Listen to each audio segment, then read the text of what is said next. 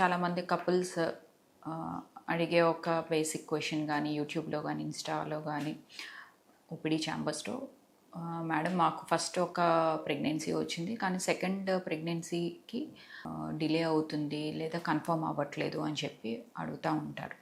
దీనికి ఏమైనా ట్రీట్మెంట్స్కి వెళ్ళాలా అని చెప్పి. సో దీన్నే మనం మెడికల్ టర్మ్లో సెకండరీ ఇన్ఫర్టిలిటీ అంటాం. హలో ఎవ్రీవన్, నేను మీ doctor Ashwini, infertility specialist 49 Rajahmundry branch. Secondary infertility అంటే ప్రీవియస్గా వాళ్ళకి ప్రెగ్నెన్సీస్ ఉన్నా లేదా ప్రెగ్నెన్సీ కన్ఫర్మ్ అయ్యి అబార్షన్స్ అవుతున్నా, మిస్క్యారేజెస్ అవుతున్నా వాళ్ళకి మనం సెకండరీ ఇన్ఫర్టిలిటీ అంటాం. సో దీనికి కారణాలు both male female, husband and wife ఇద్దరిలోని మనము కన్సిడర్ చేసుకోవాలి. అలాగే ఎంబ్రియో ఫ్యాక్టర్ బట్టి అంటే బేబీ ఫ్యాక్టర్ కూడా ఉంటుందన్నమాట సెకండరీ ఇన్ఫర్టిలిటీకి. సో సెకండరీ ఇన్ఫర్టిలిటీ కారణాలు వచ్చేసరికి మొదటిది జన్యుపరమైన కారణాలు అవ్వచ్చు.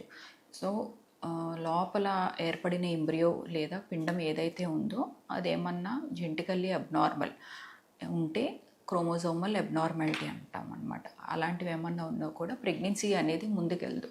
సో జన్యుపరమైన లోపాలు ఉన్న ప్రెగ్నెన్సీస్ సాధారణంగా సెకండ్ మంత్, థర్డ్ మంత్లో అబార్షన్స్ అవుతూ ఉంటాయి. అంటే వాళ్ళు చెప్తూ ఉంటారు పేషెంట్స్, మేడం మాకు ప్రెగ్నెన్సీ కన్ఫర్మ్ అయింది అన్నారు, తర్వాత మాకు బ్లీడింగ్ అయిపోయింది, యూరిన్ టెస్ట్లో మాకు పాజిటివ్ వచ్చింది అని చెప్పి అంటూ ఉంటారు. దీన్ని మనం బ్లైటెడ్ ఓవం అంటాం. సో దీనికి కారణాలు ఎగ్ క్వాలిటీ ఏమన్నా పూర్గా ఉన్నా లేదా ఎగ్ బలంగా తయారవకపోయినా లేదా స్పర్మ్ క్వాలిటీలో ఏమన్నా లోపాలు ఉన్నా కూడా ప్రెగ్నెన్సీ అనేది హెల్దీగా ఫామ్ అవుతుంది అనమాట. రెండవది, కొంతమంది చెప్తూ ఉంటారు, మేడం మాకు ప్రెగ్నెన్సీ వచ్చింది, బేబీ హార్ట్ బీట్ వచ్చి తర్వాత స్టాప్ అయిపోయింది అన్నారు. దీన్నే మనం మిస్డ్ అబార్షన్ అంటాం. సో ఇందులో డెఫినెట్గా జెనెటిక్ ప్రాబ్లం అనేది ఉండొచ్చు. సో ఫామ్ అయిన బేబీ, తయారైన బేబీలో ఏమైనా జన్యుపరమైన లోపాలు ఉంటే కూడా ఇలాగా మిస్డ్ అబార్షన్స్ అవుతూ ఉంటాయి. సో దీనికి ఏంటంటే కొంతవరకు మనం సపోర్ట్ ఇవ్వటం అనమాట, extra support, extra medications. Pregnancy హెల్దీగా ఫామ్ అవటానికి ముందు నుంచి ఎప్పుడైతే వాళ్ళు సెకండ్ ప్రెగ్నెన్సీ ప్లాన్ చేసుకుందాం అనుకుంటున్నారో అప్పుడే ఎర్లీగా ఇన్ఫర్టిలిటీ స్పెషలిస్ట్ని కన్సల్ట్ అవ్వటం వల్ల ఏంటంటే వాళ్ళకి ఏమన్నా సపోర్ట్ అనేది ఇవ్వటం, folic acid, double dose folic acid ఇవ్వటం, తర్వాత ప్రొజెస్ట్రాన్ సపోర్ట్ అనేది కొంచెం బెటర్గా ఇవ్వటం వల్ల ఏంటంటే ప్రెగ్నెన్సీ హెల్దీగా ముందుకి క్యారీ అయ్యే ఛాన్సెస్ ఉంటాయి. ఒక్కొక్కసారి ఏంటంటే బ్లడ్ ప్రాబ్లమ్స్ కూడా ఉంటాయి, బ్లీడింగ్ డిజార్డర్స్ ఉండటం అన్నమాట. కొన్ని ఆటో ఇమ్యూన్ డిజీజెస్ ఉంటాయి, దాంట్లో కూడా బేబీకి రక్త ప్రసరణ అనేది సరిగ్గా వెళ్ళదు. సో దానికి మనం ముందు నుంచే కొంతవరకు చిన్న ట్యాబ్లెట్, దాని కాస్ట్ కూడా చాలా తక్కువ అనమాట, almost less than 10 rupees. So ఆ మెడిసిన్ అనేది ఒక వండర్ డ్రగ్, దాన్నే మనం ఇకాస్ప్రిన్ అంటాం. ఇది మెడికల్ ఫీల్డ్లో చాలా చోట్ల వాడతాం. ఇట్ ఈస్ ఏ బూన్ అనమాట. సో ఈ మెడిసిన్ యాడ్ చేయడం వల్ల ఏంటంటే ప్రెగ్నెన్సీ అనేది హెల్దీగా 9th మంత్ వరకు వెళ్ళిన సందర్భాలు కూడా ఉన్నాయి. ఒక్కొక్కసారి అది కూడా సరిపోవట్లేదు అని అనుకుంటే మనము ఇన్వెస్టిగేట్ చేయాల్సి ఉంటుంది, దాన్ని యాప్లో సిండ్రోమ్ ఏమన్నా ఉందా. సో ఇందులో ఏదైనా పాజిటివ్ వస్తే మనము అది ఇంజెక్షన్ రూపంలో ఇస్తాం, దాన్నే మనం లో మాలిక్యులర్ వెయిట్ హిపారిన్ అంటాం. సో ఇది కూడా ఏమీ పెయిన్ఫుల్ ఏం కాదు.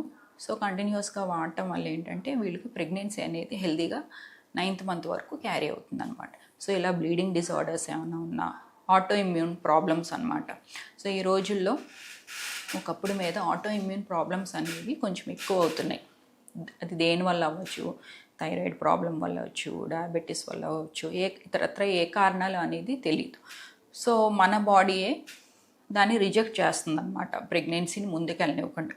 దాన్ని ఒక పారాసైట్ కింద ఎంబ్రియోని డిటెక్ట్ చేయడం వల్ల ఏంటంటే ప్రెగ్నెన్సీని ముందుకెళ్ళనివ్వదు. సో దాన్ని సిగ్నల్స్ని మనం ఆపటానికి కొంతవరకు మెడిసిన్స్ ద్వారా మనము ముందుకు తీసుకెళ్ళవచ్చు. సో అది కూడా one of the wonder drug, ఒక స్మాల్ డోస్ ఆఫ్ స్టెరాయిడ్, దాన్ని వైజ్లోన్ కానీ డెక్సోనా అంటాం, డెక్సాన్. సో కొంతవరకు సపోర్ట్ ఇచ్చిన తర్వాత ప్రెగ్నెన్సీ అనేది చాలా మటుకు ముందుకి హెల్తీగా వెళ్ళే అవకాశాలు బాగుంటాయి. సో ఏదన్నా ఇన్వెస్టిగేట్ చేయాలన్నా మనం ఏజ్ ప్రకారం తీసుకోవాలి. బిలో లెస్ దాన్ 30 years అయితే అట్లీస్ట్ 2 అబార్షన్స్ అవుతున్న తర్వాత మనం ఇన్వెస్టిగేట్ చేయడం స్టార్ట్ చేస్తాం. సో అబౌవ్ 30 అయితే వన్ అబార్షన్ అయినా కూడా మనం సెకండ్ ప్రెగ్నెన్సీ ప్లాన్ చేసేటప్పుడు ముందు నుంచి ఇన్వెస్టిగేట్ చేయడం అనేది స్టార్ట్ చేస్తాం అనమాట. సో ఏజ్ ఫ్యాక్టర్ అనేది చాలా ఇంపార్టెంట్. రెండోది సెకండరీ ఇన్ఫర్టిలిటీ కారణాలు ఇంకేమో ఉండొచ్చు. మాకు ఒక ప్రెగ్నెన్సీ వచ్చింది, బేబీ కూడా హెల్తీగానే ఉంది, ఫస్ట్ బేబీ, కానీ మాకు సెకండ్ ప్రెగ్నెన్సీ అనేది డిలే అవుతుంది మేడం, దీనికి అడ్వాన్స్డ్ ట్రీట్మెంట్స్ వరకు ఎందుకు అని చాలామంది అడుగుతూ ఉంటారు. సో ఒకసారి ఏంటంటే అన్నీ ఇన్వెస్టిగేట్ చేసి వాల్యుయేట్ చేసుకున్న తర్వాత కొంతమందికి సెకండ్ ప్రెగ్నెన్సీ కష్టం అవుతుంది, ఎందుకంటే ఒక్కొక్కసారి ట్యూబ్స్ బ్లాక్ అయ్యే అవకాశాలు ఎక్కువ ఉంటాయి అన్నమాట. సో వన్స్ ట్యూబ్ బ్లాకేజ్ అని కన్ఫర్మ్ అయితే దానికి better to go for IVF అనమాట. సో ఐవీఎఫ్కి వెళ్ళే ముందు ఈ ట్యూబ్ బ్లాకేజ్ అనేది మనం లాప్రోస్కోపీలో కూడా అది కన్ఫర్మ్ అయింది అని అంటే IVF is the good option.